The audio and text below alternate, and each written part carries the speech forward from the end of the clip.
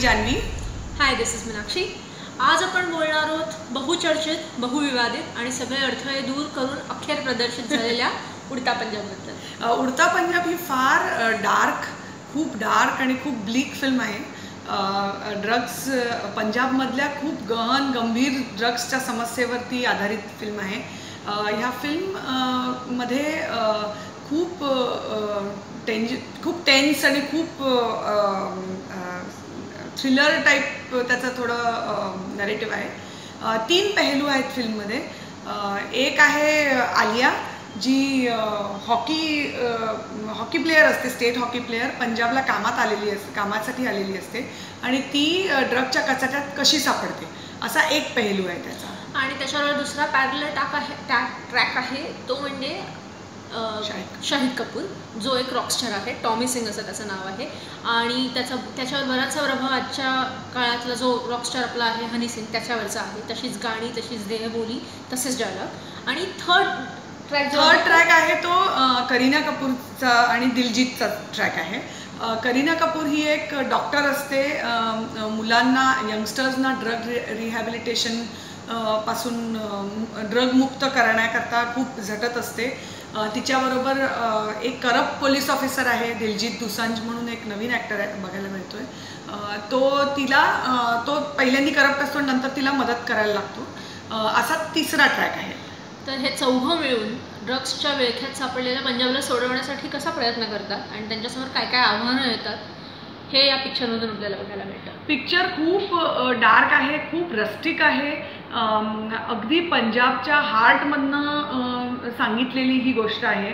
अभिषेक चौबेच्या आधी इश्किया, देड इश्किया आपण बघितलेला आहे. अनुराग कश्यपचा देवडी बघितलेला आहे.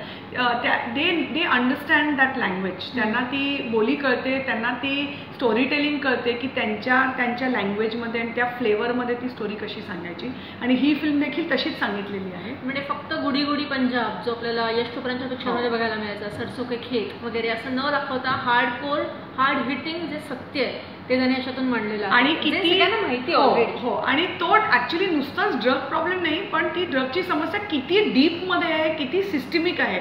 म्हणजे आपले पॉलिटिशियन्स आणि पोलिसमॅन हे किती त्याच्यात इन्व्हॉल्ड आहेत हे त्या फिल्ममध्ये कळून येतं. पिक्चरच्या म्युझिकबद्दल आपण बोलूया. पिक्चरचं म्युझिक हे जे आहे ते अतिशय ॲप्ट असं वाटतं. म्हणजे तो मूड कधी बिघडू देत नाही. थोडंसं म्युझिकमुळे अमित त्रिवेदीचं म्युझिक आहे आणि थोडासा म्युझिकला तो देवडीचा फ्लेवर आहे जो आपल्याला वाटतो.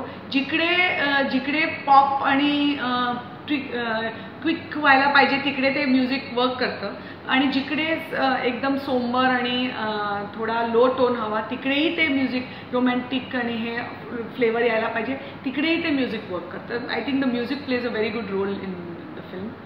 आणि फुल अँड फायनल म्हणजे चित्रपटातले हे जे स्टार्स आहेत त्यांची ॲक्टिंग. हो, the performances are the most interesting. कारण शाहिद कपूर थोडासा जॉनी डेप स्टाईलमध्ये थोडा विम्सिकल, एक्सेंट्रिक असा फ्लेवर आणायचा प्रयत्न करतो आपल्या पर्सनॅलिटीमध्ये आणि तो खूप छानही दिसतो. नंतर तो थोडा सिरियस होतो, तेही खूप छान दिसतं. So he is doing a very good job. Kareena Kapoor आणि दलजीत हा सरताज म्हणजे जो प्ले करतोय रोल, त्यांचा ट्रॅक आणि त्यांची जी कॅरेक्टर्स आहेत ती पिक्चरला पुढे घेऊन जाण्याचं काम करतात ऑफकोर्स. आणि ते त्यांचं काम अतिशय चोखपणे निभवतात. पण या पिक्चरचा हाय पॉईंट जो आहे तो आहे आलिया भट्ट. म्हणजे अनडाऊटेडली उत्कृष्ट काम केलेलं आहे.